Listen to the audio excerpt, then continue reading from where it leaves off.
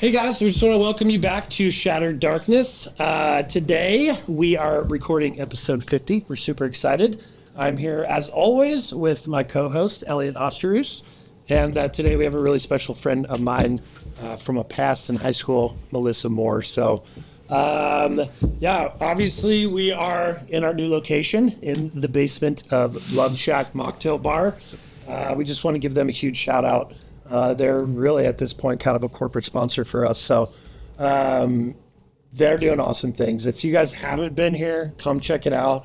Mocktail menu is amazing. The space is incredible. It's huge. You can come here, get some work done, get some great drinks. And it's an awesome environment. A lot of cool people. So 120 East 4th Street, the Love Shack Mocktail Bar. It is the only mocktail bar in Northern Colorado. So with that, we are going to get into Melissa's story. So thank you so much for being here. We appreciate it. Thanks for having me. How you feeling? You doing good? Yeah, doing good. I was feeling a little nervous coming on here. And, all I can think about is like, don't say anything that's going to be incriminating. No, I'm just kidding. Nothing incriminating, but don't say anything that's going to embarrass myself or say too much. I'm trying to be very cautious. Well, and that's the thing. Like, we don't want you to come on here and hurt anyone else either, right? No, yeah. Because obviously people are ingrained in our stories. Yes. And things like that. And yeah. So why don't you start with where you're from, family, all that good stuff? Oh. A little bit of that background. Okay. It's always been a tricky question to answer because my dad is from Loveland, right? My dad is born Denver, raised in Loveland, graduated Loveland High. My mom is from the Philippines. Okay. But my dad, so after he got out of high school, he joined the Navy, went to the Philippines, met my mom. And then after they got married and had me, we went to California. And then my sister was born there, went to Japan at the age of 3. Okay. Lived there till I was 16. How did I not know? Yeah. And then I moved here. So I went directly from Japan to Mountain View High School. Oh, shit. Yes. That's crazy. Yeah. How was that? It was a culture shock, but I never thought it was a culture shock. Moving, everybody was I remember my first few days and people were like, I heard there's a foreign exchange student from Japan. And I'm like, there it is. Introduce me. I'm from Japan too. And I was like, no, you are the person. You're the foreign exchange student. That's crazy. But I never put that together because I thought, I'm so American. I grew up on a military base. We did, at 6 o'clock p.m. when the flag was coming down, we all stood there with our hands on that. I was so American. I never thought that I was moving to the States and it was going to be a culture shock for me. This is how far military I was though. I remember being 16 and my grandma would be like, oh yeah, we're going to go to the mall. We're going to go to Fort Collins. I'm like, oh, nice. I thought Fort Collins was a base this whole time. I was like, wait, where do they check our IDs? And she's like, what? And I was like, Fort Collins, right? I was like, is it an army base? And she's like, hilarious. No. It's Were you in ROTC? In high school I was, yeah. I was in drill. I think I actually remember that. I was throwing rubber around and shit. But I remember I was absent every Thursday because it was uniform day. And I was like, you ain't putting me in that ugly thing. I don't care who you are. I'm not wearing that outfit with your low bun and those loafers. So I'd always be absent. A little bit more girly or what? No. I mean, and my dad was like, you need structure. He was pretty much wanting me to join the military, but I had no idea what I was going to do. So I moved here my senior year. I was like, oh, I just got here. Yeah. I'm like a bird out of the cage, I was living in a military base my whole life. We had curfew, we had rules, we had things we weren't even allowed to do. One of the things that girls were doing, and this is up now that I think about it, but girls were 16 and we were, juniors, sophomores in high school, and they'd be like, oh yeah, I'm dating this guy and he's on my dad's ship. Now, I'm like, what? And that was that, and that was bad because you're that guy's 18, 19. But here, 16-year-old girls are dating 19-year-old guys all the time. We don't think about that. But when they work with your dad, that's gross. Yeah, that's weird. That's weird. That's crazy. It's weird. It's definitely a different culture, that's for sure. It is, and you don't think it's a different culture until that's all you know. Right. And then you move here and you're like, yeah. And so I moved here at 16 and I'm like, what? we're cruising down College. How naughty. Yeah, dude, I remember What are we meeting up doing? with the guys in like the McDonald's parking lot. And, The like, Taco Bell parking dude, lot. taking like headers off of people's exhausts and shit so it was louder. I remember being in my girlfriend's car. And she had this like, what did she have? It was a red. Can't remember the name of the car, but it was this red car. Might have been like a Pontiac Firebird or something. Yeah. And like we would drive down College, windows down, blaring our music. I totally remember that. Pull too. up at a red light Oh my next God. to a bunch Yep. of boys Yep. whose daddies were paying their truck payment. Like, where are you Guilty. going? Yeah, where are you going? We were probably You the know, guys after in the other party? car. I remember doing that a lot. Yeah. That's so funny. That was back when like, dude, there was nothing up there. No, but like driving from Loveland to Fort Collins was like naughty. Like, oh, we're gonna go cruise College. Like, we gotta go. Anybody that grew up there knows exactly what you're talking about. Who cruises College now? Nobody, because nobody wants to I was drive gonna up say, to Fort dude, you're either Collins gonna in get your traffic. picture taken at Yeah. Prospect, Why? So or get pulled over, or get stuck in traffic. let me take 40 minutes out of my day to Yeah, go exactly. drive up and down College Avenue. Dude, that's Sounds so great. funny. You're bringing back some weird Yeah, memories. I might meet the love of my life on College. You never know. So you come from Japan and just like instantly plug into that kind of like, and we did have a pretty wild party environment. Oh yeah, I mean, when I moved here, like I'd never been to a bonfire party. I never smoked weed. Oh, dude, that was when it was getting out of control. too. Yeah, beer bong. I never did any of that kind of stuff. Like I never was exposed to that in a military setting. Like, you know, Were you like immediately drawn to all of it? oh yeah. Yeah. I was just like, what else can we do? Right. So were you the one that was always kind of pushing the envelope? All the time. I'm like, Don't say. all the time, you know, and like I was always looking for the next party too. It's like one party was never enough. It's like, oh, where's the after Do party? you think, like, go into that a little bit. Do you think that was just purely because of the military background? I feel like it was a little bit of just being bored. Yeah. And not knowing, like Like, go internal. Like, what's going on internally, you know, in those situations? You know what I mean? Like, wanting to fit in. Yeah. Wanting to fit in into like a culture that I could not fit into. And like even growing up in a military setting and being two nationalities, Yeah. being half American and half Filipino, like I love being Filipino, but I'll be very honest, it's a very cliquey, yeah. very like you're in or you're out. And so growing up even in, you know, in Japan, like my friends, most of those girls were Filipino, but they'd sit next to each other and speak Tagalog and I didn't understand a word they were saying, and you never know if they're talking about you. Right. So you never felt like you fit in. And so then the blonde haired, blue eyed kids, which was like two, they were like, you're not one of us, you're one of them. Yeah. So I'm like dancing on this line of Dude, where do you're I fit in? Your like teen life could have been like a good Disney movie, you know? I felt like it was. You know, it's just like, it reminds you of like Joey Tsunami, just like can't sit in, you know? Oh, it felt like that all the time. Yeah.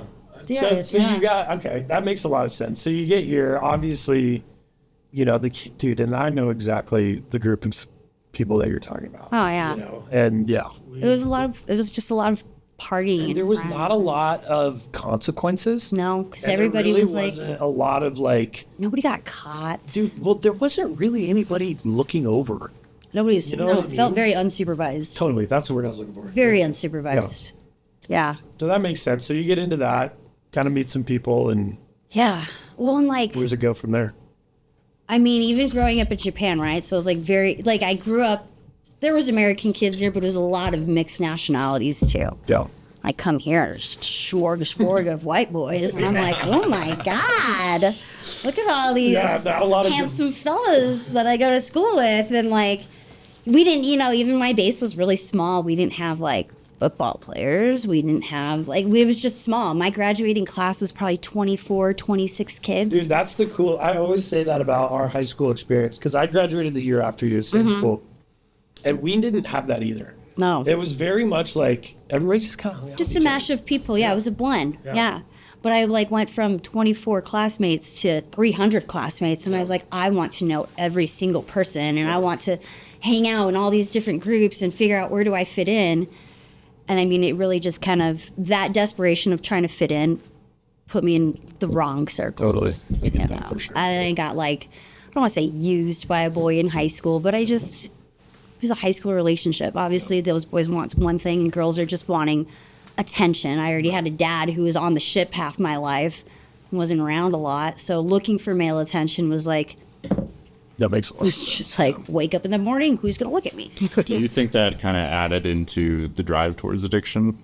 Yeah. Because it was definitely. like addiction, people who are involved in drinking and drugs are just so They're the accepting cool if you ones. do Yeah, the thing. yeah, right? yeah. And it's usually like, when you're young, it's like the bad boys look like they're a lot more fun. Yeah.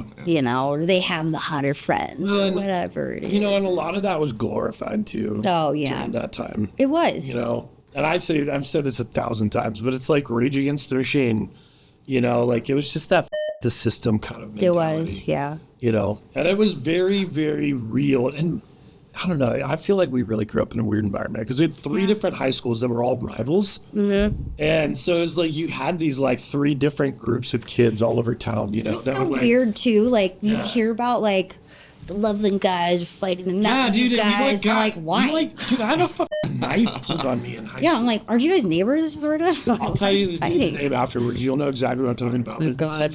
pulled a knife on me in high school. See, but I remember, like, there would be high school rivalries, but then it would be like, oh, senior camping trip, all the schools are going. Yeah, right? What? I thought we hated each other. It's like, it doesn't matter as long as there's a keg. then Yeah, as long everybody as gets there's a along. keg and a fire, then we're all friends, but put a uniform on, we're going to kill each other. Dude, that's super interesting. Like your background and just kind of getting tied into all of that. That makes a lot of Yeah. sense. 'Cause Yeah. honestly, I felt like, even though I was from around here, I kind of felt the same way. And like, I was in a relationship in high school that meant a lot to me. But it was like after that, dude, I was just like married that lifestyle, Yeah. you know? Well, and like growing up in a small town like this, or even in the suburbs, nobody tells you, but it's almost painted in front of you. It's like, you're going to graduate high school. Yeah. You're going to go to CSU Oh, or yeah, UNC. exactly. You're going to meet the love of your life. And then you're going to buy a house here in the suburbs. And your kids are going to do the same thing. And like, nobody ever leaves. And when you do leave, you come right back. Yeah. It's so weird. It is weird, dude. Like, I definitely fell into all of that. you Yeah. know? I thought that I was supposed to get married, have kids, live this. Is that what you wanted? It was, yeah. It's what I wanted because I thought that's what was supposed to happen, and that's how like once you got married and had your kid and started having a family, like now your life is starting, and now like the good stuff will happen. Nobody tells you like, Hard it is. yeah, or you Yeah. get married and have kids, now your life falls apart. And that's, I get that piece. And it's funny. We were just talking about this because in my episode, this is the first one, I don't take a lot of accountability for the choices that I made. And it's tough, right? Because it's easy. Like, we did grow up in an environment that promoted what we got into. Yeah, And there wasn't consequences for it. No. You know what I mean? So I was like, okay, like I can get away. Dude, I got arrested for tipping over porta potties. Yeah. Like that was like the kind of shit that it was dumb vandalism shit. Yeah. That was just like, it was exciting. it was exciting because you were and bored. It always escalated. Yeah, Always. There was always somebody in the group that escalated. that took it to the next level. And that's like, at times I was that person. At times you were probably that person. Yeah. But there was always that like, okay, how do we take this further? Yeah. Even growing up, I had an uncle who had suffered through addiction, but a lot of it wasn't really talked about. Exactly. It was like, oh, Uncle Larry's living It's in, taboo. Yeah, in Estes Park as his place. Dude, even We're when going to I- go visit him. I'm like, wait, but what's he here for? even when I started this podcast, there was a lot of people in my life that did not like it. Really? Yeah, because it's raw, dude. It's vulnerable. Yeah. It exposes your Yeah.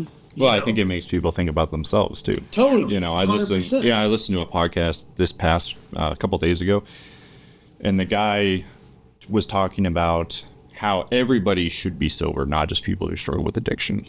And I think for people who don't struggle with addiction, listening to stuff like this is like a mirror where they're like, "Well, I don't struggle with those things." And I can't imagine struggling with some of the stuff, but I can identify some of those things in my life as well. Yeah. Yeah. Because, I mean, it doesn't even have to be alcohol or drugs. I've seen people in my own life have weird things like shopping problems. totally. Process Well, addictions are even worse. Yeah. Dude, and this is just Technology. well, this is an Yeah. addiction. Like this is an addiction that causes you to do some crazy shit. And I'm sure that gambling and Yeah. sex and like all of that stuff comes with its things too. you Yeah. know, for sure. But I don't know. I just feel like this is like it changes your moral compass. And It does. Maybe that's just addiction in general, but Well, because, yeah, you start just gravitating towards it becomes a selfish lifestyle. It's like, even, it doesn't matter what it is. It's like, this is going to make me feel better. So what do you think, like after high school and things like that, like what do you think you were chasing? I was looking for like an easy way out. Okay. I know I was, because like growing up, like growing up, I never had the confidence to think like, oh, I'm smart enough to do this. Or I can get into this school and I can do this with my life. I had no idea what I wanted to do with my life. Like I moved out here and I was like, college, I just got here. Why do I want to move out? We just built this beautiful house. I just moved in. Why do I want to leave? You know, and then I made every excuse for myself, like, well, I can't leave my mom and I can't leave my sister. But really, it's just I didn't want to do the work. Yeah. I didn't want to deal with it hard. So then I thought, like, well, what can I do to make money and make a living? And it would be easy where I don't have to do anything hard. You know, and at first it was like normal jobs. Like, oh, okay, I'm taking care of the elderly. I worked at Good Sam's. I worked at Lakeview, and that was nice. And I took care of people. And then I don't know how I got exposed to it. One of my girlfriends was like, maybe waitressing or something and making tip money. And I was like, well, where do you make the best tip money? Who tips the most? How do we take this to how the do you nth make, degree? you know, so many tips in a night? Well, it turns out equals tips. And so then that's where it, then I headed up I-25 north. So I was like, well, I don't, back then the Hunt Club was in Fort Collins. Oh, yeah, that dude. place? And I was like, well, I don't want to work there. My uncle might go in there. That place was gross. Might run into somebody, yeah. It's like, how do I get as far away from Loveland and try to make as much money as I can where nobody's going to see me or know me? So I went to Cheyenne, the really? den of all the places. I thought you went to Denver first. I went to Cheyenne first, and everybody's like, why did you, that place is so scary. You could have killed you, you know, somebody could have hurt you. Yeah, you're not lying. Somebody could have hurt That place me. was sketchy as It was the sketchiest place ever. But like my second night there was like a snowstorm, and like the girl that ran the bar, the head like girl, was from Fort Collins. And then we started driving together. She just took me under her wing and protected me from all the other crazy girls that worked there. But man, those girls were running bad shit. Bad shit crazy. Was it fun? Yeah, I won't, yeah, I can't lie and say it wasn't fun, because, like, that's part of the reason, like, you stick around, because it's your party. Yeah. You're just having fun, getting paid for being pretty is what you tell yourself every day, you know? And then that goes way real quick. And then, you know, you're like, oh my God, I'm so cute, look at them pay me money. And then it's, I don't like brunettes. Your body's not it, or I don't want your company, get away from me. And then your spirit is just done. You spend so much time thinking like, I don't know, you're in this environment where you're getting paid on how you look, and then you're being told how much you are worth. Like, here's $2. Thanks for showing me your nipples.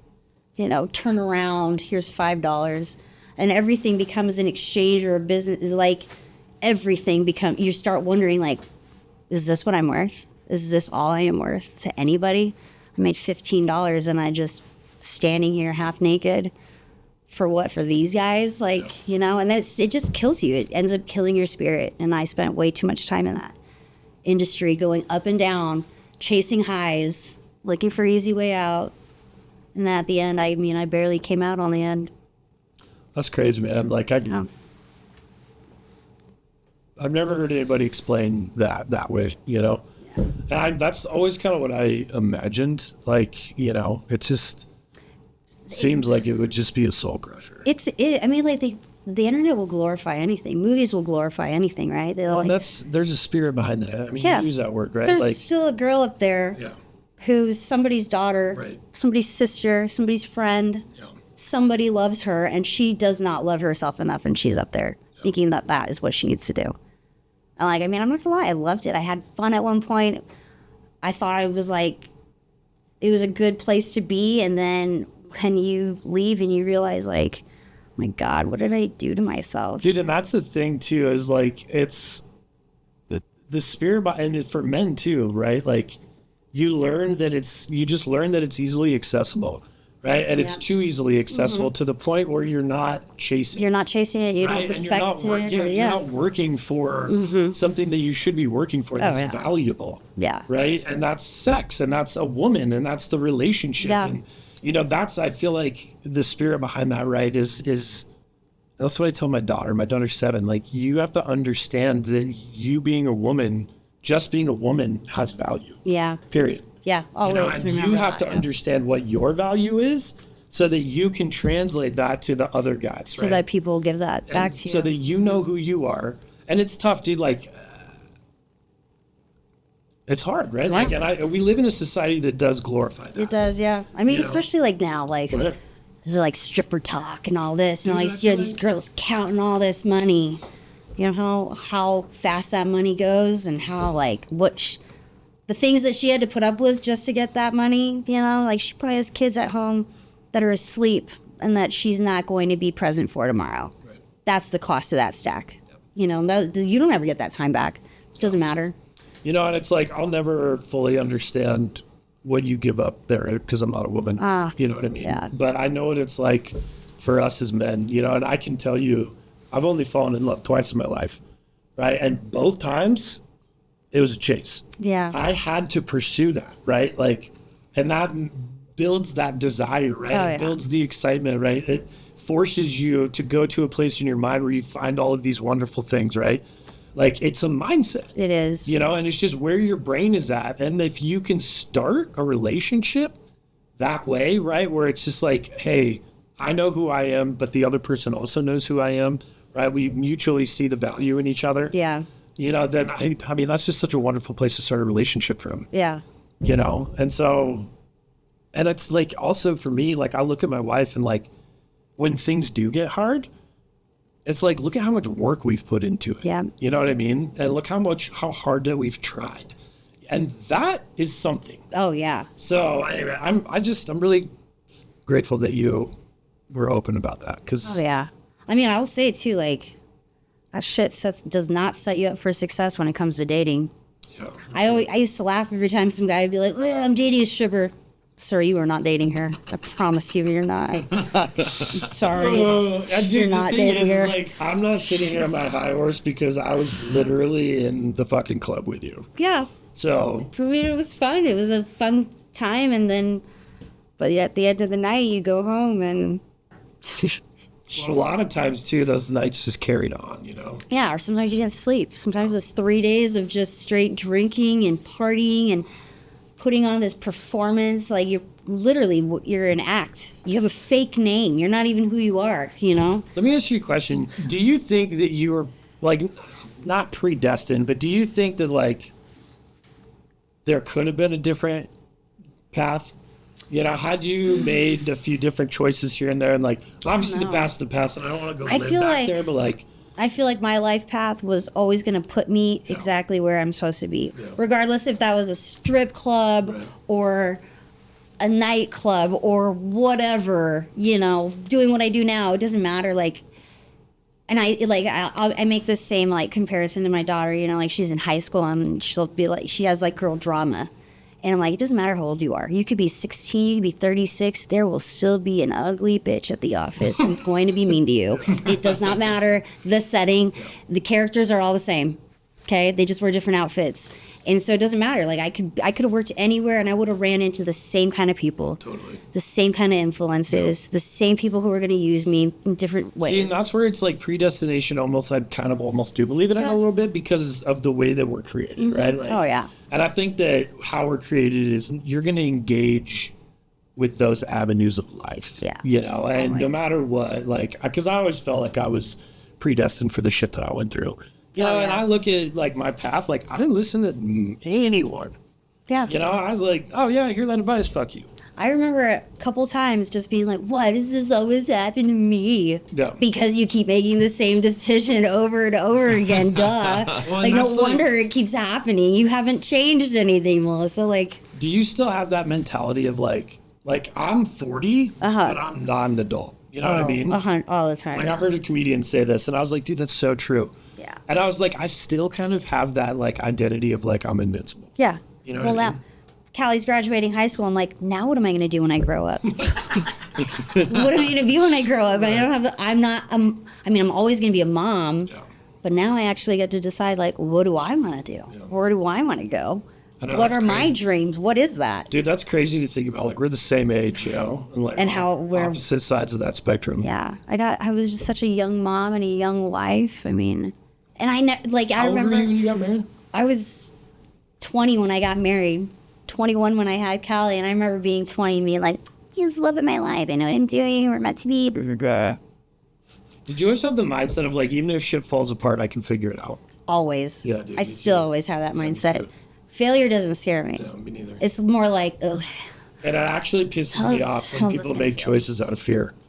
I would rather make all the mistakes and live through it than wonder, well, what if I had done that instead? Or Yeah, I'm kind of the same way. I remember so many times, like, I think it drives my wife nuts. when I was like dancing, I'd call my mom. I'm like, I'm going to Vegas tonight. We're all getting on a private jet. your poor And she's mom, like, dude. you don't have any money for that. We'll figure it out. Don't worry. I'll see you in 2 days. And she would just be like, you can't live your life like this. And like, it's not smart. You've got, I had a daughter at home. Like, that was not smart. But so many times I thought, this is the only chance I'm going to get. I had FOMO like none other. I always felt like I got to do this. And not all the time did I say yes. A lot of times I did say no.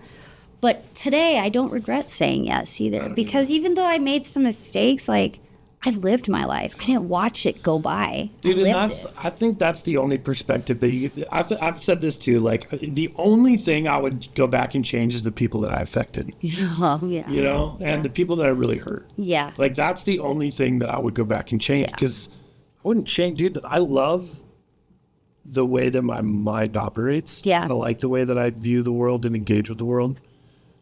Yeah. I think recovering addicts just have A different way of sixth looking at sense, things, man. too. Dude, Yeah. like, we're just connected in a different way. Well, there's a little bit more acceptance. Totally. To, And like, people and ourselves It's and- the David Bowie quote. Like, we're just not afraid. Yeah. We're just not living our life out of fear because we survived so much bullshit. Yeah. I I know what the worst thing can happen is. And I know, like, even if the worst thing happens, there's another side to it. Like, you're going to come out. Yeah. That's interesting to Eventually. say that too, because like, I don't know, man. Like, I process fear very much the same way. It's like a lot of times if I can't figure it out on my inside, it's like, all right, dude, this is what faith is for, right? Yeah. Like, I don't need to deal with this. Yeah. But there's so many times that if you just live in it, and you just accept the reality of like, yeah, dude, when I turn like 75, 80, I'm gonna fucking die. Like, We're all dying. That's reality. We're all on our way there. And it's like, okay, like, I can accept that. Like, Yeah. that's the life cycle. That's right. part of it. Yeah. So, and it's just like all of a sudden, and then I think about like what we do with the elderly, and it's like, I don't want to get to that point. Oh my gosh. Like, that sounds like a terrifying. fucking nightmare. Isn't that terrifying? Yeah. And so it's just like, yeah, dude, I'd much rather live my life. You know what's an even scarier thought? Thinking about the generation who's going to be taking care of us. Your dad, just Fortnite with him. Jeez. Honestly, 7, dude, if I get to play video games for 10 straight years, No. I'm fucking in. I just picture my daughter coming in and throwing like a Lunchable at me. Bro, you know what I told my wife? I was like, you better Here, Mom, hope. have a snack. I was like, you better hope for the kid's sake that I die before you do. Because if you die before me, I'm getting fucked up. I'm just going to like develop a huge addiction. And I told my boyfriend, I was like, dude. if I die, you got 3 days. We're sharing caskets. You better figure out you're getting in there with me. But that is the mentality, dude. I think Yeah. that's the difference, right? The biggest difference between an addict, a recovering addict, and somebody that hasn't. Is that no fear? It's just, we live our lives with no fear. Yeah. We're willing to run into situations and put ourselves out there. I think there's always that constant reminder, like, not the FOMO, but more like, this is your one life. Yeah. This is it. So what are you going to do with it? YOLO. Not FOMO, YOLO. Yeah. Yeah. But it's also a dangerous mindset, yeah. right? And there's definitely got to be a balance in that. And so that's where it's like, I'm learning like how you channel it. It's almost like being a gambler without any money. Totally. Yes. Sounds awesome. I'm going to roll the dice I don't have in my hands. It's like, Dude, let me ask you, do you have crazy dreams? I have the most vivid dreams. That's where all your fear comes out. Sometimes I feel like, I used to have the same recurring dream all the time that I would like die in an elevator, and I would tell everybody, I'm like, I'm pretty sure it's a memory of like a past life. You're like, I'm actually an Yeah, apparition. my therapist's like, don't tell people that. You're Yeah, crazy. Jenny, you might hear some myths. Just shut up. Okay. I do too. I think that's like a lot of where that So I don't do you know who Travis Pastrana is? Yeah. So they like all of his friends are like, dude, that guy has the most insane nightmares. Like nighttime, like he'll get up, like tear shit apart. But it's like, look at what he does when he's awake, you know? He just completely lives his life with no fear. So I think it's got to come out somewhere. It's his body responding to trauma when it's resting. And just like the fact of like pushing that down, you know? Yeah. I mean, the shit that he's put his body through, hasn't he broken like every bone in his, at least every bone once or twice? So, yeah, I mean, dude, the guy's crazy. But like, that's what I'm like, there's got to be science behind that, you know what I mean? Yeah. Like when we're awake, it's just like, all right, I'm just going to choose not to look at that. You know what I mean? And so it's like, where does that come alive? Because I have very vivid dreams about being murdered, about murdering people. Yeah, it's fucked up. And they're super violent. I don't have violent dreams like that. Whenever I've had a dream about like getting into a fight, because I don't fight, I'm like a very non-confrontational person most of the time. But like I've had these dreams where I'm like trying to punch somebody in the face and it feels like your fist just goes right into their skin. Dude. Or your hand is like taking days to get over there. You're like, let's go. Let's get him. Let's go. Have you ever had sleep paralysis? Oh my God, the worst. That shit's have you ever gnarly? No, it's the worst. But yeah, I've heard some pretty terrifying. I have a friend that shared some sleep paralysis stories, and she said she was laying in bed. She woke up, and this was in Cripple Creek too, so it's an old mining town. Yeah, you know, and there was like this guy in the closet on the upper shelf, like stuffed in there. And then he slowly started to unfold himself. Fuck that, dude. Out of the closet. No, thank you. She's like trying to wake up her boyfriend, and he's ignoring her, and he kept like walking closer and closer to her, and she couldn't wake up. And I swear that I've never had anything that crazy. I just got chills. Like I don't want to. So did you know I was in a car accident this last year, right? Oh yeah. So I was in a really bad car accident on April Fool's Day of all days, because that's just that's just my life. I got into this car accident, and like I was staying at the rehab center in Greeley, and I mean, my foot is late. I can't move. I had my back fused, you know, and I remember waking up in the middle of the night, and they had stopped my nightmare medication. And when they stopped it, and I just saw this guy standing over here in the room, and he's just moving closer and closer. I have the call thing in my hand, and I can't even move my fingers to push the button. I can't scream for help. I'm like literally paralyzed, like just everything. And somebody finally came in and turned the light on, and I still could not move. I was just crying, scared. Dude, didn't sleep for 2 days after that. I was terrified. It happened to me twice after my kids were born.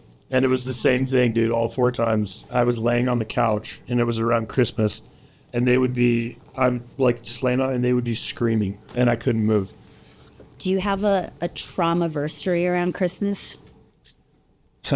You want to know what it is? That's what it is. No way. See, that's where it came from then. It happened on Christmas Eve. No way. See, that's where it came from. I punched a window. This is actually something I'm currently trying to work through, like the trauma on, because this is 13 years ago, but I punched a window and almost cut my hand off on Christmas Eve. I go through this weird thing every December too, because it's when my life fell apart when I was married, is when my ex is really bad into like pills. He was like doing oxy and all that, and he like stole from my family. I mean, like we found video surveillance of him like cashing in jewelry, you know what I mean? Like really things that like were just shattering to my world. I was like, so like, oh my God, is this really happening to me? But it happened in December around Christmas. So every December I just freeze up.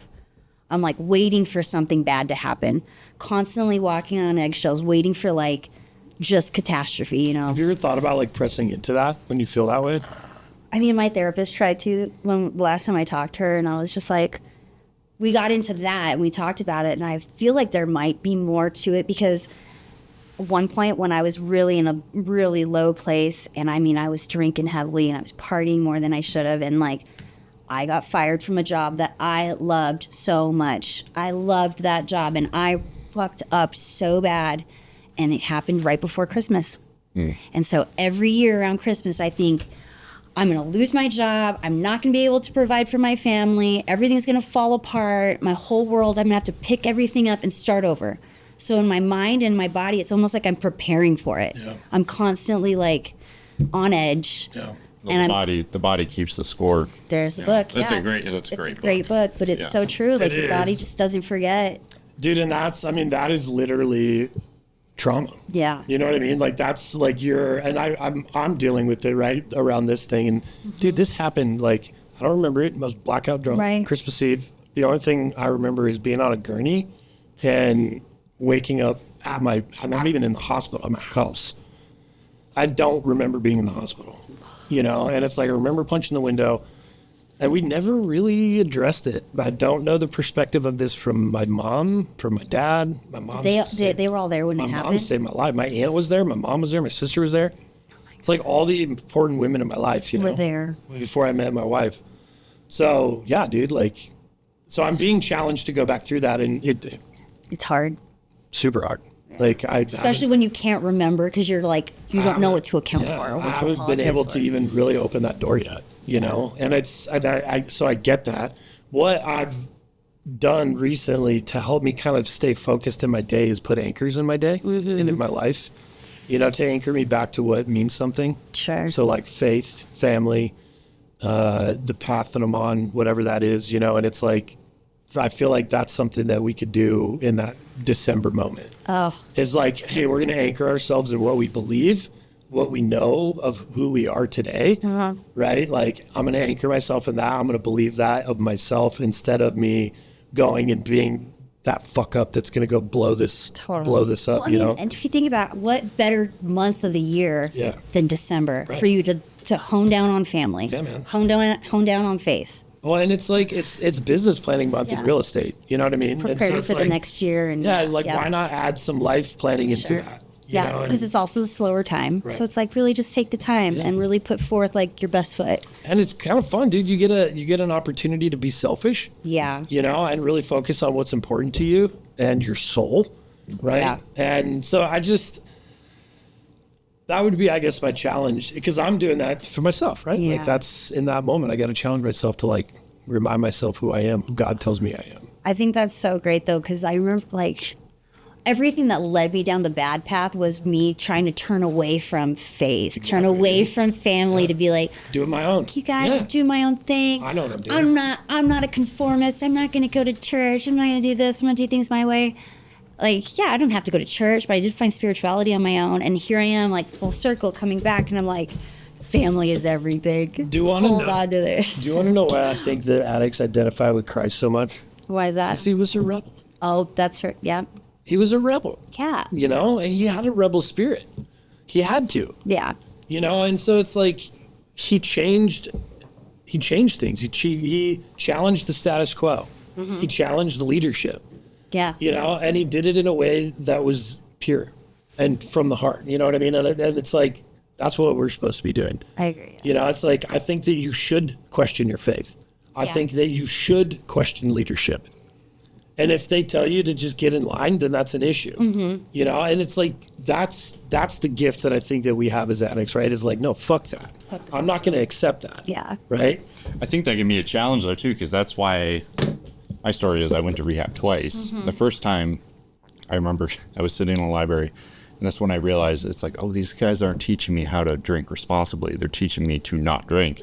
And that was a mind-blowing moment. And then I almost went back to rehab again, like a couple months later, and my distrust of just getting in line and trust the rehab system was just like, no. I'm not going to do that. You know, so I think it's a fine line, especially with being in recovery, because there is a certain part of it where you have to be like, You have to surrender. yeah, you have to surrender, and these people know what they're doing. You have to- They, yep. they've seen stories Accept the like help. mine. I'm not unique Yep. in my, 'cause Right, yeah.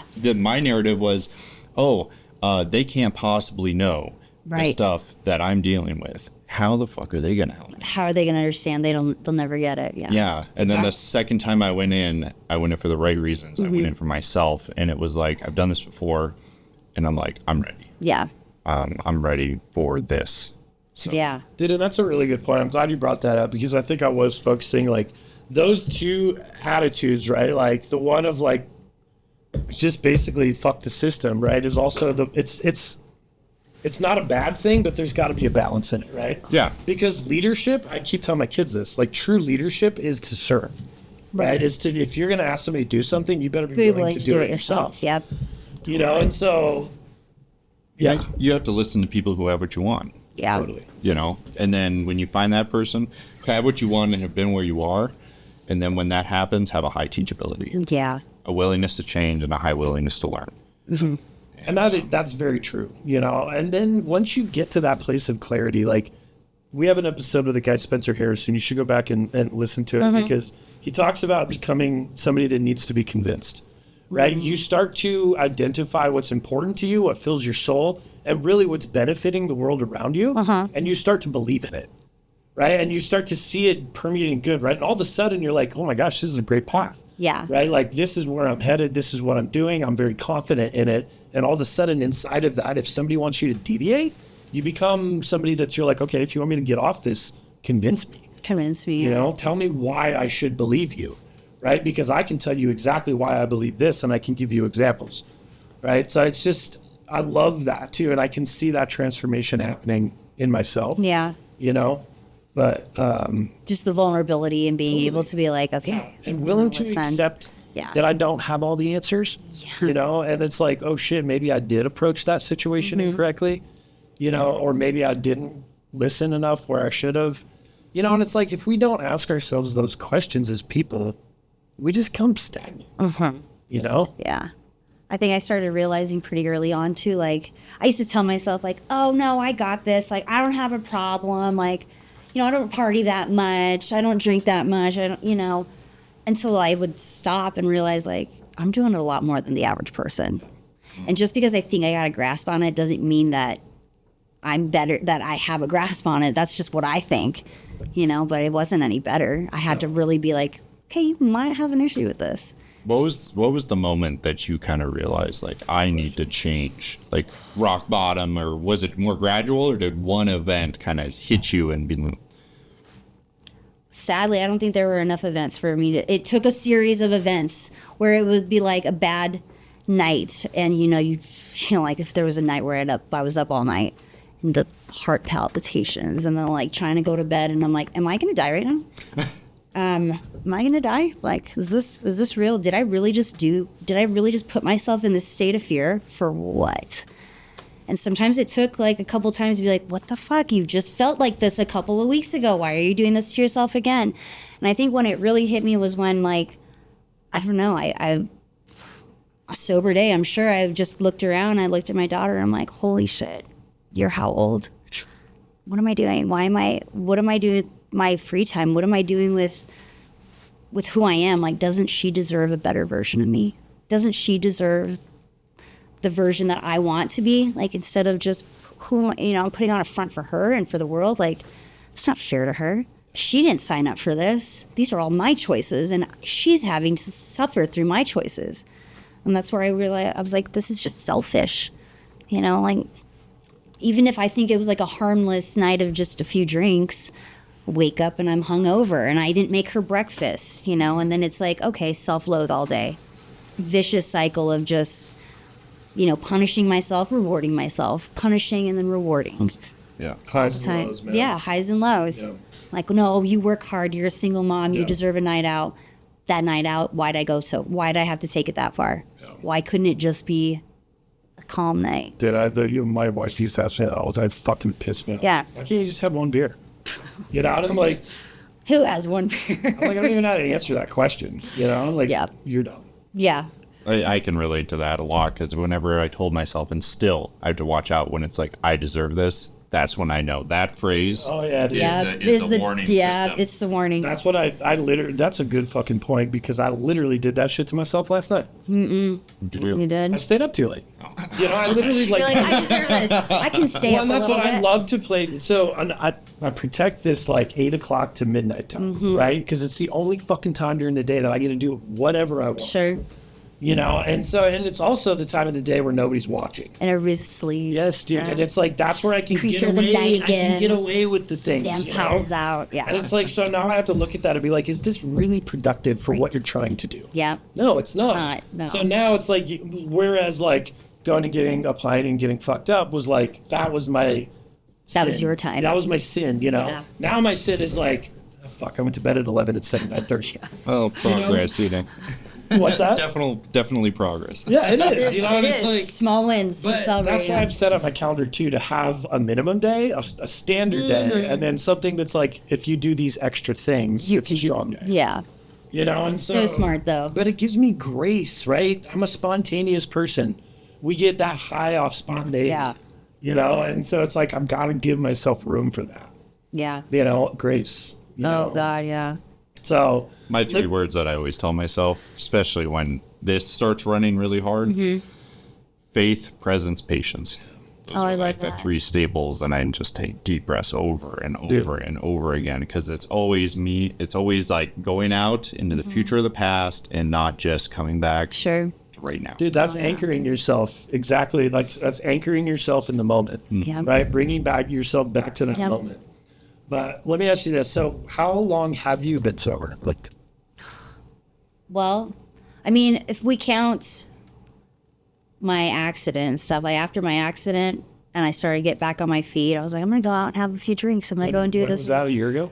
My accident was April 1st, not even a year ago. Jesus. Yeah, so I've only been sober for like a short amount of time, really. But it's been an on and off thing for me, you know? Like, I get very scared that I have that one night. Do you see yourself falling back into it? Like, is it? I are don't you see still myself like falling back into like the other things beyond drinking. Like, I don't see myself going there anymore, ever. Drinking, I don't. The reason I try not to drink is because I know, like, once I get to 2 drinks, It's getting it's like, it's no longer a let's go, like, I can go home. It's like, can we just go and have a couple more drinks? Let's go do karaoke. Exactly. Like, let's Oh, they're doing this over there. 2 pickle shots. It's pickle juice. That's fine. And then before I know it, it's 3 o'clock in the morning. 1 o'clock in the morning. Bar's about to close. Oh shit, where are we going afterwards? Before I know it, it's 3 o'clock in the morning. And then I'm like, oh my God, I gotta wake it's up in like- a few hours. Dude, and then it's like the choices that are made in those moments, you know? Yeah. Adding up the best choices. Yeah. I just watched this thing where it was like 7 or the 5 worst things you can do to yourself. And you'd think like drugs and alcohol were number 1. Number 1 was sleep deprivation.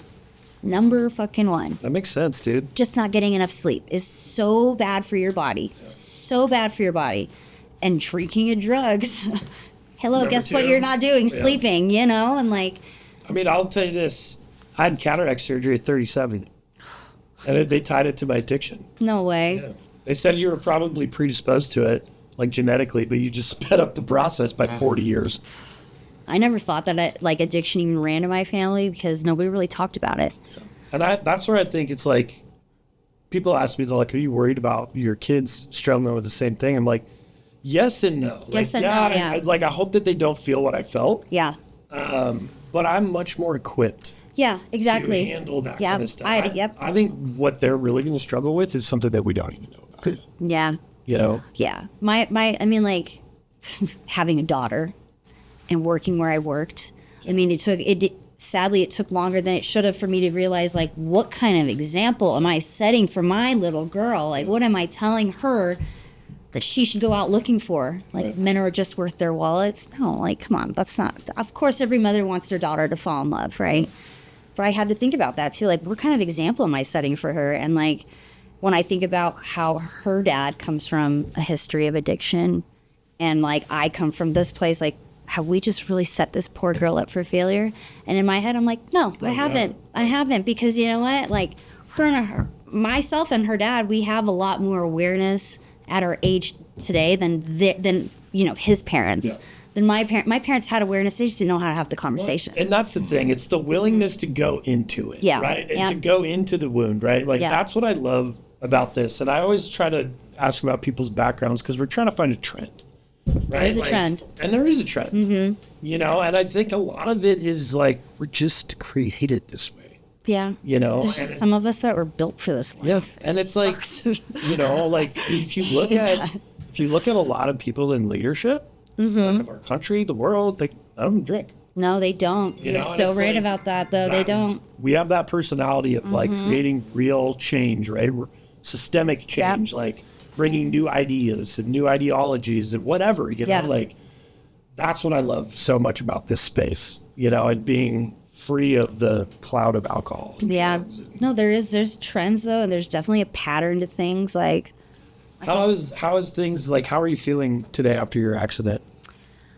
like I used to be really scared after my accident. Well, actually, I was never scared I was going to get hooked on pills. I never was ever going to be like, oh, well, shit, I might end up getting stuck on pain pills because I have a fused back and I have a shattered foot. Like, I deserve it.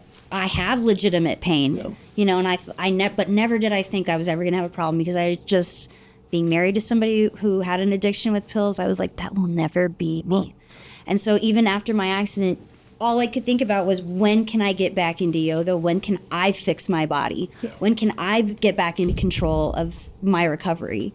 And so, like, even today, like, I have back pain. I never used to wake up with back pain, but I have it. But do I think I need to pop an oxy? No. I just need to stretch a little bit. I feel really good. I feel very, very blessed and very lucky to have come out of that accident, because I should not have lived. Were you T-boned? I was hit head on 70 miles an hour Are you by a drunk driver. But like, immediately, even when I'm holding my foot in my hand, holding my foot that's ripped open in my hand in the ambulance, I remember looking at that EMT guy and I was like, is the other guy okay? And he's like, yeah, he's all right. And I was like, I'm glad he's okay. But immediately I forgave him. Yeah, you know how many times my ass is done not that bad, but I have gone behind the wheel. Do you realize how much power lies in that? Yeah, it's like that's exactly what's wrong with our world. Yeah. Period. Is that everybody is so fucking offended by everything that everybody else does, right? The fact that you, like, that is a situation that most people wouldn't blame you for not forgiving that. Yeah, I should be angry, but why? But that's the point, dude. You've been through the shit, right? You've been through hell on earth. You've gone through, so you understand what it's like to make mistakes. And you can have empathy for that other guy. I get it. Like, that's power, bro. That's real power. Yeah, and you know what I will say? I felt that. I felt like, no, I took what everybody called and said, poor Melissa, you're a victim. I said, no, I'm not. Fuck you, I'm not. Fuck you, I survived this. I survived a car accident. I'm not a victim. The guy made a mistake. How many times people make that same mistake every day? I've made that mistake. Not that bad. I was never so obliterated that I was driving down the wrong side of the highway for 2 miles. That's not fucking funny. 2 miles, dude, on 34. There's a median separating these two highways. No, he was not. Even though they're really bad drivers. Yeah, he was on the wrong side of the road. But, I should be so angry, but that's power, dude. Like, that's the thing, is like, that's what trips up our soul, right? If you were to hold on to that, that's resentment. That's right. And the ability to release that is powerful. Yeah. I mean, for yourself. If you just sit and you're angry and you play this victim card the rest of your life. I think about that all the time. I'm like, if I just ran with that victim card and I stayed on my little knee scooter and I popped my pills, there's no way I would have been able to walk down these stairs and sit right here. I know. And honestly, dude, the way you move around, it's crazy to me that was less than a year ago. If you see me in the morning, you'd be like, oh, that girl. Dude, that's what. She's limping all over the place. It's mindset, man. Life is all about mindset. It really is. Where's your focus? What's your perception? Yeah. What steps did you, so when you realized that you wanted to get sober, what did you do after that? What were the series of events that you took? I think I do this, like, I've done it a few times. Every time I was like, okay, today's the day, journal. Yeah. Calendar, schedule everything so that I have no free time to fuck up. Yeah. And like really come up with a plan. And it's like about saying, okay, check in with yourself tomorrow, check in with yourself in a week. Do you have accountability partners? Yes and no, yeah. Mostly family. Mostly my family. Like, my sister's probably my accountability partner because she's who I'm the most honest with. Anytime that I've thought about slipping up or anytime I had slipped up, it was like, she's the person I can tell. That's cool. That's what I mean, my brother like that. Yeah. And it's weird because her and I didn't always have the most perfect relationship. Like, growing up, we were always butting heads and we felt so different.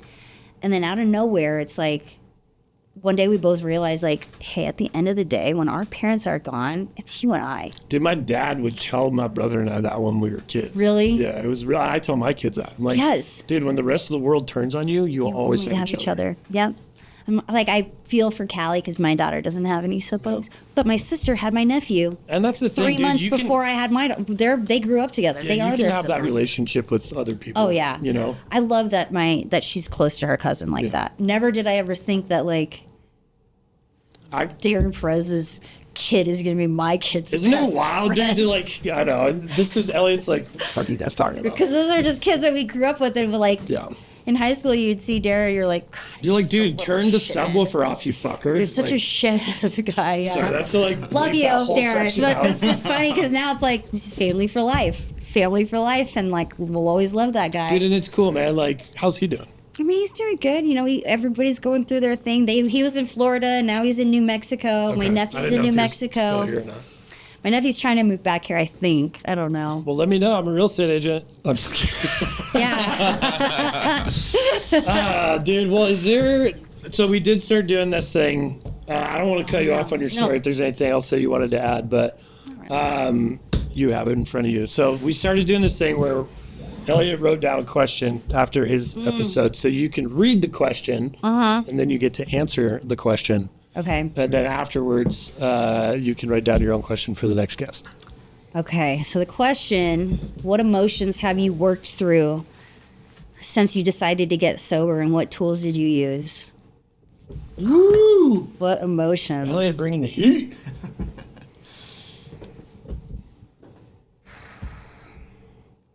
When I think about that question, I think the most that I've had to work through was really like my ego. When I think about emotions, it's like not worrying about like judgment and not thinking about like, how does this look? Does this make me look weak? Does this make me look like I can't do it on my own? And like letting go of that judgment on myself was really hard. So I want to, like, when I think about that emotion, I think it's just like more anger towards myself, forgiveness towards myself I had to work through because I kept trying to find a reason to be mad, like, and blame somebody. Blame like other people, like, oh, well, so and so hadn't done this to me, I wouldn't have ended up here, I wouldn't have been so angry. No, I would have ended up anywhere anyways. But yeah, I think my ego was the biggest thing I had to work through, and I'm still working through that. Like, I think that one's a lifelong battle just- too, because I'm like, I swear you're the woman version of me, dude. the ego is so crippling. It's really like can the be. worst. Yeah. I'd never even considered myself as having a big ego until after my accident, because then it was like, oh, I have to go to the bathroom. Can somebody help me? Oh my God, dude, I can't even imagine. You know, I'm like, oh, this house is a mess. Can you clean it for me? Like, Dude, it's crazy how life can humble you that way. Oh, you know, like gosh, we yeah. I got sober and woke up to like the biggest financial like soul that I've ever been Yeah. in my life. You know, and to it's just just be like, like- it's very humbling. Mm-hmm. So that's a good, I like that. That's really cool. yeah, I think it's just letting go of the fear of the unknown with myself and what it was going to do to relationships around me. Like, I was always afraid, like, oh, I'm going to be such a burden. Like, they're going to resent me because I'm a burden. Yeah. And it was like, no, your family loves you. They're not going to resent you. Yeah, and that's- Stop thinking that way. Right, You totally. know, like, you could go through anything, rehab twice, you know, hurting yourself. Your family's going to love you. And you can't always think like, this is what's going to make them hate me, because it's really hard to get there. Like, if you get to that point, then probably should be getting some help. If you're at a place where your family is really angry with you and you're not doing much, like, it's time to get help. But I agree. yeah. What was the rest of the question? What tools did you use? Probably looking at myself in the mirror for a few minutes. And Did you go to therapy? Do you go to therapy? Oh yeah. Yeah. I went to therapy. I think I'm really open-minded to all the things, because I think we've all had these like stereotypes and stigmas put on us where, I mean, we weren't even talking about mental health 20 years ago. I know.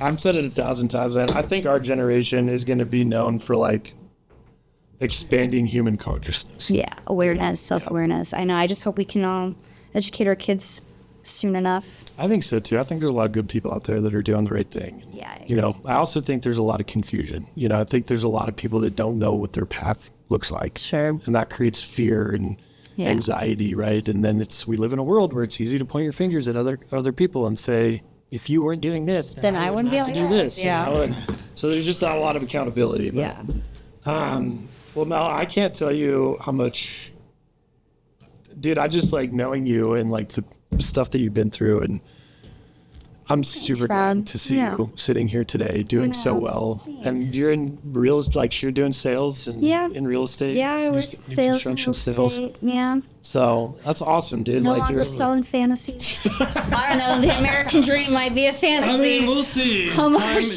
Time will tell. will Dude, tell. I'm just super proud of you, and I'm really, really glad that we ran back into each other. Thanks. Yeah. Same. Yeah. Same. And honestly, we're here. Like, you know, you're kind of starting the journey and building Yeah, no, the this future. is a good support system to have too. Totally. Yeah. Yeah, we're here Thank for you you. for having me on here. for I coming. know I talk a lot. No, that's good. That's what we like. This was perfect. So I think we talked about some really good stuff. Yeah. But, well, with that, we're going to let you guys go for today. That wraps up episode 50, baby. We just thank you guys. We love you guys. You're awesome. You know, keep commenting, engaging with us is awesome. We love it. Even if it's, you know, you disagree with us, we're all about having conversations and different perspectives and learning. So we just love you guys. Click all the buttons, support us, and help us grow so that we can impact our community. Thank you guys. We'll see you next time. Thank you.